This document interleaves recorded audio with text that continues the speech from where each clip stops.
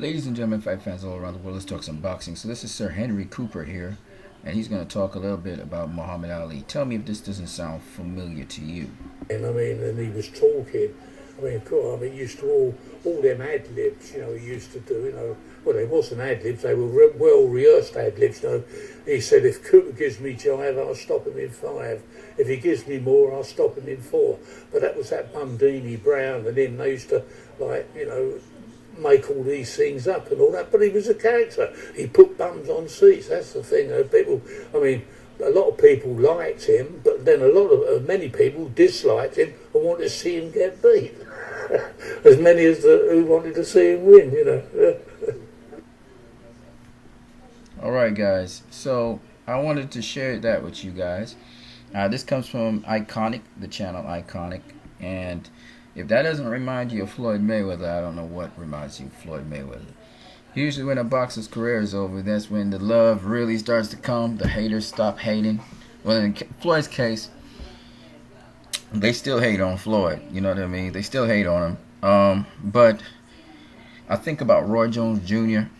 I think about Muhammad Ali. Before these guys lost their fights, before Ali lost to Frazier, before Roy Jones Jr. lost to anybody, you had those people that adored Roy and Ali, and you had them haters, man. Serious haters. I remember the same thing with Pernell Whitaker. There was a bunch of people who loved his style, the way how he moved, etc. And there was just haters, straight up people who just hated on Whitaker until he lost. I think Whitaker lost. Now, he lost early in his career to Jose Luis Ramirez, but I mean, until he lost to, I think it was Oscar De La Hoya. They were saying he was faded and stuff. Until he lost to Oscar De La Hoya, man. Because they just didn't like that Pernell beat Julio Cesar Chavez unofficially. It was just a hate for the dude. I remember Larry Merchant was rejoicing that Oscar beat Pernell Whitaker. You know what I mean? It's just what it is. It's just what it is. So I just wanted to show you guys this because I'm not talking about just black fighters, by the way. Some people actually didn't like Rocky Marciano either. Okay, and Rocky Marciano was an excellent swarmer, and people still don't want to give Rocky the credit he really deserves to this day. Rocky was a clever fighter, man. He found a way to get on the inside, and he would time you. Like I looked at how he timed Jersey Joe Walcott's left hook. Joe Walcott, he would hit you with a feint, and then you throw a left hook. I think it was a left hook he threw. Or was it a right hook? I think he threw a right hook. And Rocky knew he was going to do that. He saw how Jersey Joe Walker was doing. He kind of started to figure him out. Threw the right hook with him, man. Took him out. Beautiful stuff. Rocky Marciano was an interesting guy. I think he knocked out Jersey Joe Walker the second time around. He caught him with what he threw was, I think it was a left hook he threw, which missed. Jersey turned. He pivoted from the ropes, and he caught him with an overhand right. He came right behind that hook with an overhand right. Caught Jersey Joe Walker smack on the jaw, boy. Boy went down groggy. You know what I mean? And again, I'm not saying that Rocky Marciano was the greatest heavyweight of all time. I'm not saying that, people. You guys got to read between the lines. What I'm saying is, they never really gave Rocky Marciano the due credit that he deserved, because he finished on top and he decided he was leaving the game at a certain time, and people thought, oh, he should have fought Floyd Patterson. I'm not saying that Rocky shouldn't have fought Floyd Patterson. All I'm saying is, what was Floyd Patterson going to do that Jersey Joe Walker couldn't do, that Archie Moore couldn't do, that Ezra Charles couldn't do? You know what I mean? When you really think about it, Ezra Charles was the heavyweight champion of the world, lost it to Jersey Joe Walker, got it back, right? Jersey Joe Walker was the heavyweight champion of the world finally. These guys were phenomenal fighters, man. Yeah, okay, Walker had some age. That was his last fight, was with Rocky. I get you. But Jersey Joe Walker was at the top of the game, baby. You can't make no excuses after that. Walker was the best heavyweight out there. And Ezra Charles. Okay, and Archie Moore was the best lightweight out there, and he moved up in weight. You can't be saying, oh, look, Juan Manuel Marquez wasn't a great fighter. Marquez moved up from lightweight to fight Floyd, okay? Pacquiao moved up from lightweight to fight Oscar. You can't call these guys ordinary, right? So you know Archie Moore wasn't an ordinary light heavyweight. You know he's the best. He's probably considered one of the best. He's considered. I'm not saying he's mine, but he's considered one of the best light heavyweights in the world. Okay, and he hung in there, and he put down Rocky Marciano. I mean, he was he moved up from light heavyweight. He never really fought a heavyweight that much. Okay, I don't even know how many heavyweight fights he fought. I think he fought Ali even. People don't give so Ali gets credit for fighting Archie Moore. Oh, Archie Moore, Ali fought Archie Moore and beat him up. So what?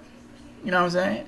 So I mean, you have to give people credit, man, where they do. He didn't fight to say he fought to finish Archie Moore. No. Archie Moore fought all the way after that. Became light heavyweight champion and everything. He didn't get wrecked or nothing from Rocky Marciano. My point being, skills are skills.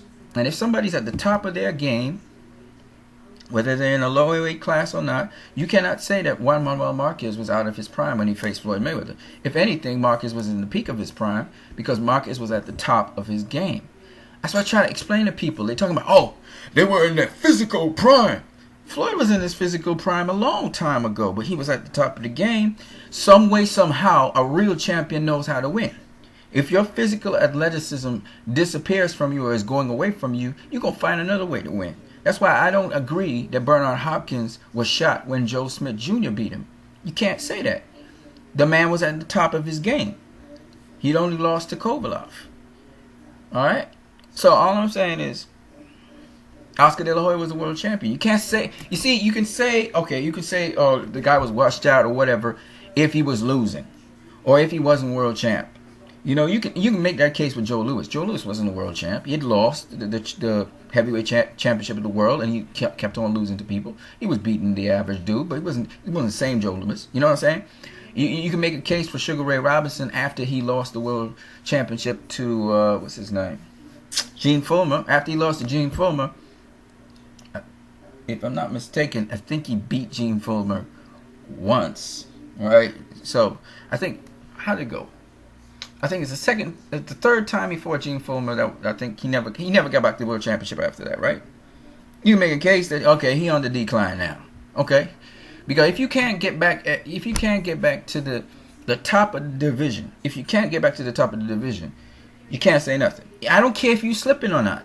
Now you can talk about a fighter being shot, or say you win the championship off of some kind of jokey person and you win it. But if you win it against legitimate people, take for instance Manny Pacquiao, all right? He lost to Floyd Mayweather. Everybody's like, he's shot. Faced Timothy Bradley, whooped his tail. This is a better Timothy Bradley. Pacquiao beat him in a much more emphatic fashion. Dropped him twice. I'm not saying Timothy Bradley was hurt when he was dropped twice. He was hurt with a shot and then he dropped off balance. But my point anyway is you saw a better Pacquiao. And Pacquiao doesn't have to throw a whole bunch of punches to get the same impact. Okay? If anything, Pacquiao hitting harder. Okay? If you think about it, because when you're throwing less punches, but you're getting the same effects as if you're throwing a ton of punches, it says that your punching power has actually gotten stronger. Think about this. People say Floyd's a pillow puncher, right? Floyd don't throw but 41 punches around. He land about 20 punches. Why is it that 20 punches or 19 punches keep a fighter honest? He gotta have pop. He's not throwing 100 punches. Just imagine if he threw 100 punches. He'd probably get people out of there, right? But he had bad hands. So you gotta make every punch count. It's not that a fighter doesn't have power because they have bad hands. It's not that. It's that a fighter may not throw as many punches or may resort to certain kinds of punches because they have bad hands. You see what I'm saying? And that's the thing people don't understand. Roy Jones Jr. said Floyd got power. He got pop. Okay? Sugar Ray Leonard said Floyd got power. He got pop. Okay? It's not that Manny Pacquiao is a harder puncher because Oscar De La Hoya said they hit about the same. The difference is the frequency of who's hitting who. And what's the intention behind hitting you? Manny Pacquiao, he throws a lot more punches, generally speaking, except he didn't throw as much against Mayweather, right? He throws a lot more punches, and he looks to hit you, to hurt you in the head. Mayweather, he mix it up. He will hit you to the head, yep, nice sharp punch, but he also goes to the body. And all I'm saying is, you understand what I'm saying?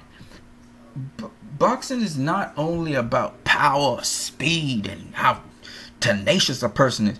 Guys back in the day, they fought with a lot of emotion, a lot of tenacity. You see them guys throw a punch and they overreach and everything. Technically, they're not super sound. They're overreaching and stuff. Some guys reaching, coming at other guys, right? A guy throw a jab and he lean off his front foot, lean over. Bad technique. Today, when we do that today, you try to be as well balanced a fighter. I watched Thomas the Hitman Hearns. Love him to death. Great fighter. But dude be overextending, overreaching on certain punches. You know, he throw an overhand right and he lean way over his lead foot. You don't do them kind of things, homie. You gonna get knocked out. And what happened to Thomas Hearns against Iran Barkley? Go leaning in. So Barkley hit him with a right hook. Whoop! As he was coming back. Dude be all punch drunk and everything. And then he catch him with a sharp straight right as he's falling. Dude hit the ground. Bam! You see what I'm saying? I'm talking technically. But what I'm trying to tell you is, I'm not trying to bash on these guys, but I'm just saying you guys get carried away with almost the emotion and the zeal and the intention of a fighter from back in the day. Y'all don't be looking to see if they technically sound or not. Y'all ain't looking to see if they defensively responsible or not. Think about this. Think about what I'm saying now. Thomas Hearns versus Marvin Hagler. Who was the more technically sound fighter? Don't tell me Thomas Hearns, because y'all mad. Because he got knocked out. He got laid out. And it ain't because Hagler got a better chin. Hagler tucked his chin. Hagler kept his chin down. Do you want me to show you the footage? Would you like me to show you the footage? You know? Hagler repeatedly hit Hearns on the weak side. Repeatedly.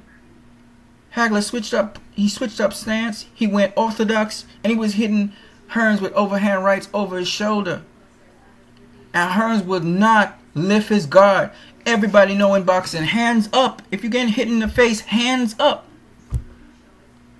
Keep the high guard going. Let him go to the body. So I'm just saying, if you guys don't even understand what I'm talking about, there were exciting fights. They gave you exciting fights. They gave you what you wanted to see. But don't get it twisted. Boxers today, a lot of boxers today, especially the elite ones, know about what I'm talking about. Okay? And I'm just saying that the older boxers, the boxers from bygone eras, you know, they did certain things and things have changed now. But I would say that they laid the foundation for what we see today. You hear Henry Cooper describing Muhammad Ali, especially the Cassius Clay Muhammad Ali, not Muhammad Ali, but the Cassius Clay Muhammad. It's controversial. That's Floyd Mayweather, right? That was Roy Jones Jr. That was Pernell Whitaker. Controversial guys. All right. You look at Sugar Ray Robinson, well loved by the people.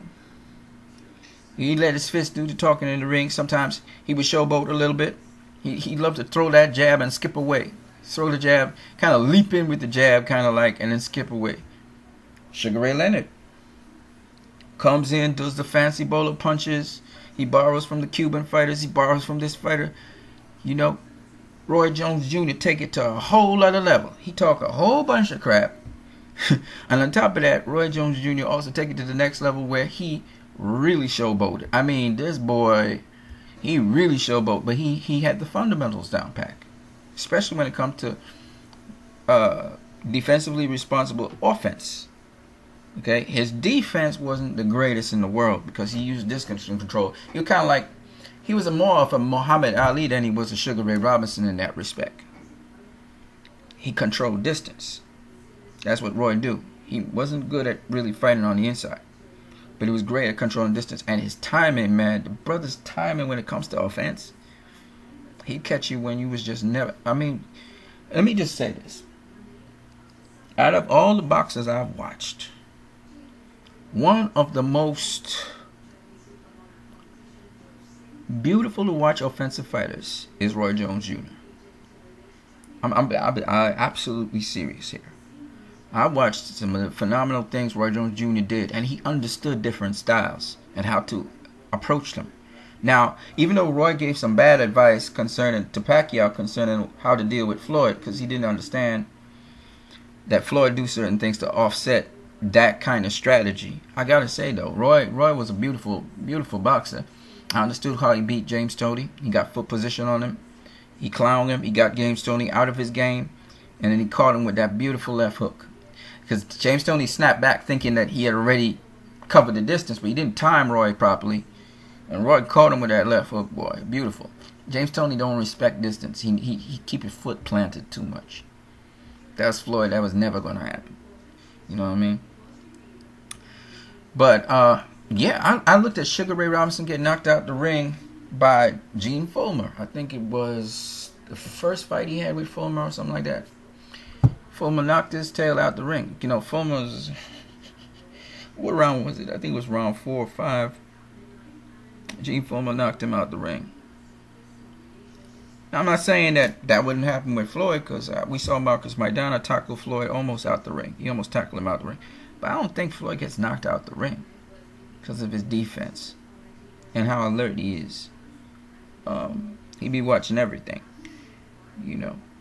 So all I'm trying to tell you guys is this, right? When you talk about boxing, man, think about different things that you're considering, right? I really do need to do this video on the evolution of boxing. It's going to be about 45 minutes to an hour. And I'm going to cover some, I can't cover everything in boxing, but I'll cover some general themes. And what I'll do is I'll use so many different examples of different fighters. Now, some of the footage is there from early, when we talk bare knuckle brawls, we got footage from that. We got footage from some of the early fights in the 1902s to the 1910s and so on. We're going to get some of those fights to show you guys what I'm talking about. Because obviously somebody need to cover it, because boxing has changed so much from that time. And it's been changing, and it's still changing to this day. It's changing. And offshoots of boxing, the MMA that we see now, mixed martial arts and stuff, the King, it's kind of from the era of just before the bare knuckle brawls era. So there's a lot of things that are going on in the sport and in boxing itself that I don't think a lot of us really understand and appreciate. I may have to break it down so you guys can understand what exactly I'm talking about. You see, because when I talk like this, people don't respect somebody talking. They respect someone who's just a messenger and basically showing you the information, the source of information. If I go and I just say, well, Floyd really is a ripoff of Muhammad Ali. Muhammad Ali's blueprints used by almost everybody in boxing. That Muhammad Ali is the greatest because of his blueprints and just his social consciousness, and just you can discuss him on any level, politics, religion. Muhammad Ali was bigger than boxing. Muhammad Ali stood for a cause, etc., etc. If I really started to just talk about so much things, I could go for hours actually. Why Muhammad Ali is the greatest boxer of all time? Why Muhammad Ali is the greatest? It goes beyond boxing with Muhammad Ali.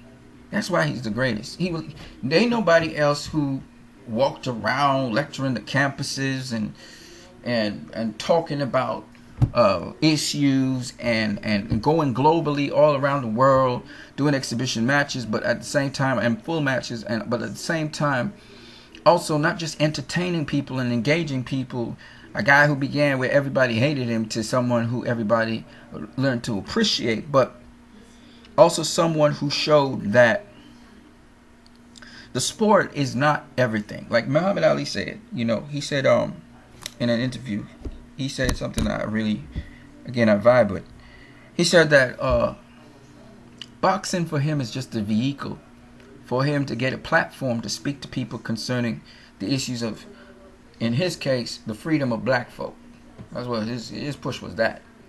and for people to understand, empathize with the situation, and be able to help black people move forward in the United States of America.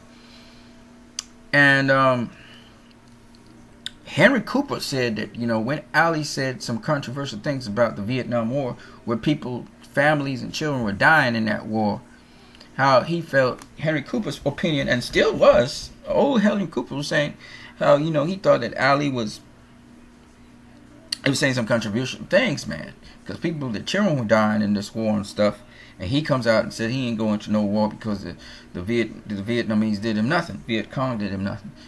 And it's interesting that even after the fact that people seem to have embraced Muhammad Ali, because the war was going south, all right, they seem to have embraced him because he was right about the war. They did not embrace his ideology of freedom for all people, that all people should be treated equally, that the black people in America should be treated equally, that the guys who were locked up in prison, who they said, they had to shoot and kill all of them, that they were being treated bad, that most black people that are still locked up in prisons, why is it the majority of prison inmates are black folk, and all these issues that we still have to this day, the Black Lives Matter things, because people are always angry. Oh, you shouldn't say Black Lives Matter, all lives matter. Muhammad Ali would have been the one supporting Black Lives Matter because he understands the plight of the black American people, and that they're still oppressed to this day, even though they had a black president. Look at how they try to discredit Barack Obama to this day. Muhammad Ali said it. He said, anytime they want me to want me to be president of the United States, something really bad with the United States, and they want me to help fix the sinking ship. And that's basically what happened. That's why Barack Obama became president of the United States, because they wanted him to fix the ship. They didn't care that he was going to be the first black president and all that. They didn't care about that. They needed somebody to right the ship. So that's why they had Barack Obama. And while he was righting the ship, they were trying to destroy him. Okay? Because they didn't care about him, because he's black. And this is a reality that Muhammad Ali said way back in the 60s, 70s. The reason he even became Muhammad Ali. And I believe this is something that he still held true to his self to this day. To this day. Think about it. Pernell Whitaker, while he was boxing, still was filled with controversy. People still was calling him a boring fighter and all kinds of things. That's what they do now. They label you boring fighter, whatever. Black fighter. Roy Jones Jr., one of the greatest offensive and defensively responsible offensive fighters. Very creative, very entertaining, better than Princess Siem Hamed, better than all of them of his time. It's like a Muhammad Ali comeback, but even much more flashy and much more showy in the ring.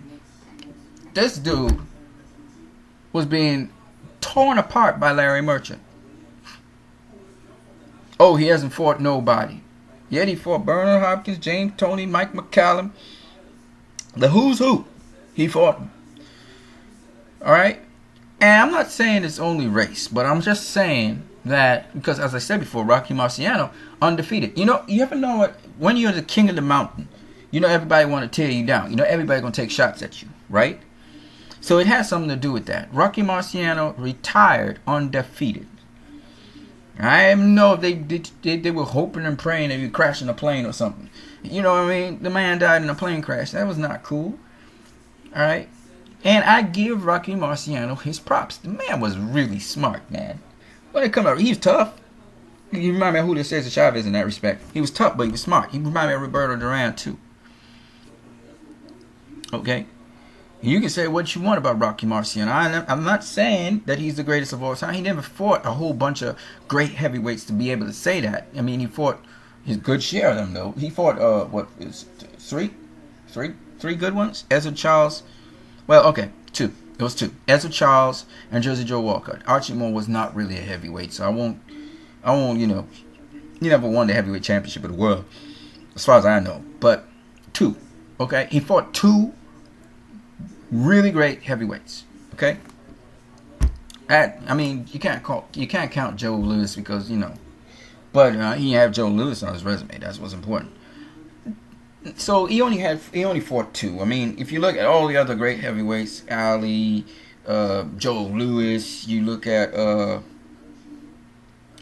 any one of them. The guy before Joe Louis, that Joe Louis beat. I forgot his name right now. Just skipping me. Y'all know who I'm talking about. You look at any of them, they fought some great ones in their time, okay? Rocky didn't fight as many, so you can't call him the greatest heavyweight of all time. It's just but you look at Mayweather now. Oh my goodness. I mean, the record is just ridiculous. I mean, you look at his record, shoot, just at super featherweight alone, he fought like 4 future, former, and present world champions. He fought 4 of them. And that's just super featherweight, okay? So, I mean, I don't know how else to say it. You could say, oh, a lot of people say, well, there were a lot more belts around. There wasn't more belts around, but there was, there was a kind of unification of the belts back in the day. So you had WBA, WBC together. You may have had WBA, WBC, and IBU. It was called IBU. It wasn't called IBF. IBU. Well, IBU is not IBF anyway. IBU. And what we end up with is, like, you may have all 3 belts at once. But usually, what was the former precursor of the WBC and the WBA. If you had those 2 belts together, you called the world champion. You see, that's how it went. Anyway, at the end of the day, what I'm saying is that, yeah, you could argue that, but there's no denying that these dudes that I just mentioned, the 4 dudes at super featherweight, beat a lot of known super featherweights. That's the important thing. So you look at the names now. It's like Diego Corrales. He beat Acelino Freitas. He beat in his career, that is, Acelino Freitas.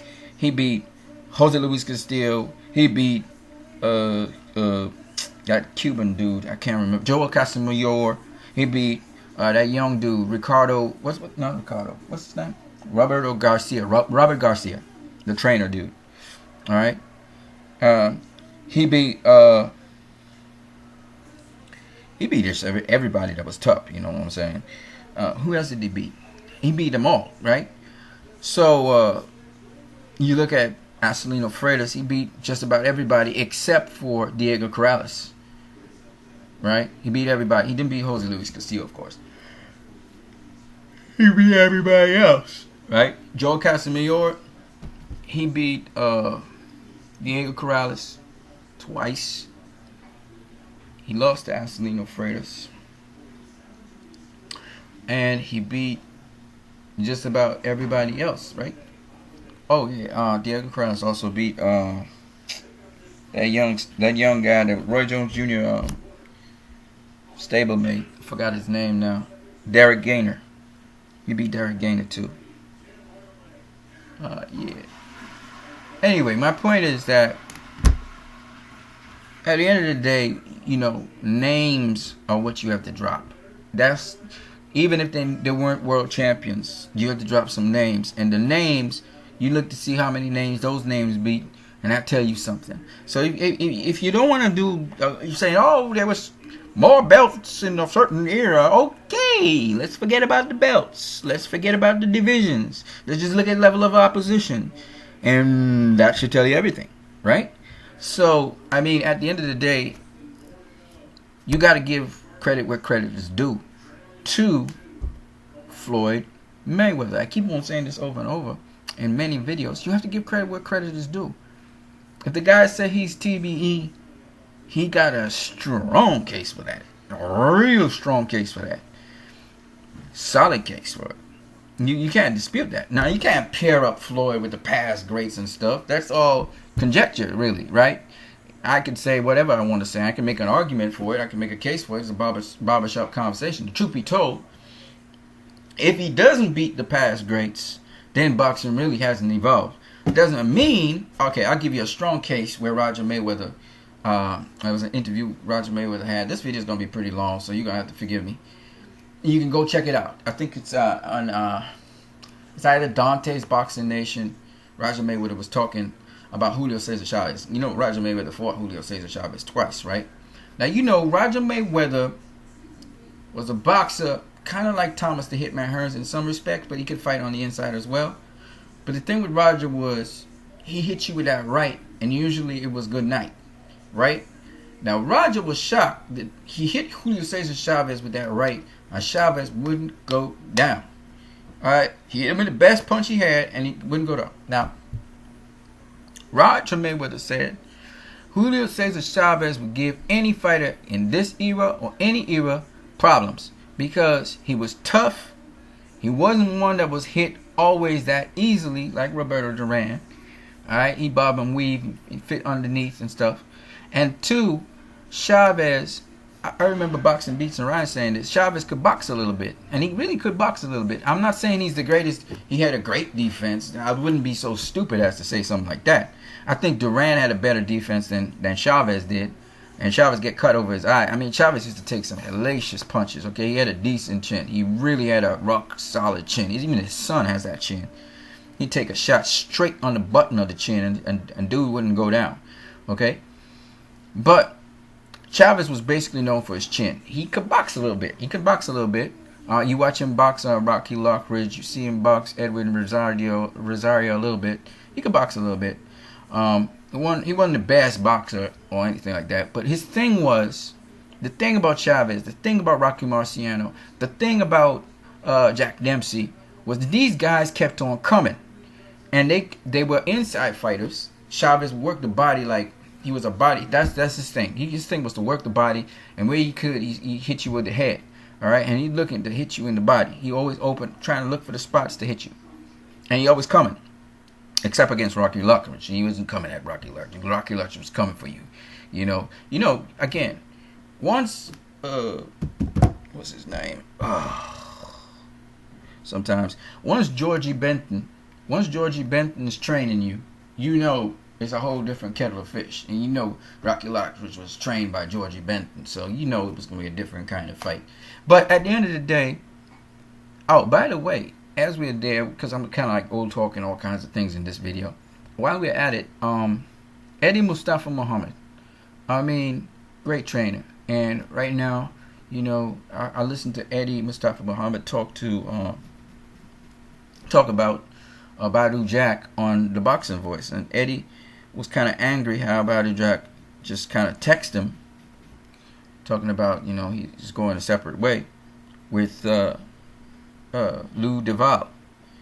Now, I'm gonna be straight with you. Lou Duval, by the way, was before he was working with Badu Jack before Badu Jack met Eddie Mustafa Muhammad. So don't get it twisted. When they were in Florida, I think it was, or New York, I can't remember.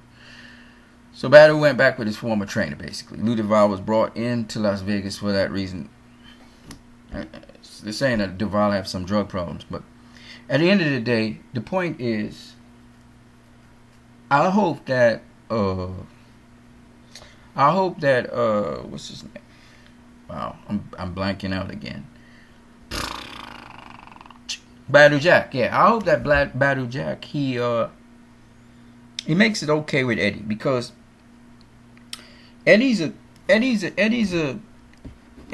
still, you know, he's gonna be part of your history. You going when you look in your history book, you're gonna see that you was trained by Eddie Mustafa Muhammad.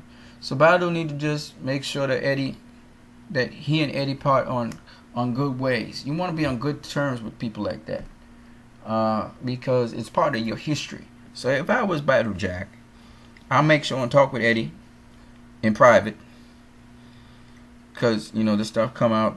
Talk to him in behind the scenes, make sure everything's good with him and Eddie. You know, call Eddie on the phone, let him know, you know, that you're sorry about X, Y, and Z, but this is what you think needs to be best done for you and your career, and thank him for everything he's done for you, even if it may not have been the best of circumstances. You do that so that you're always on a good footing with the dude, because the guy was kind of like maybe your mentor. He took you under his wing, kind of like. So you want to, if you're gonna separate paths, you want to do it in an amicable fashion. You don't want this guy being mad at you. All right, I don't care how much success you get. You don't want to be. I know in boxing they do it a lot. They just kind of leave trainers and move to the next person.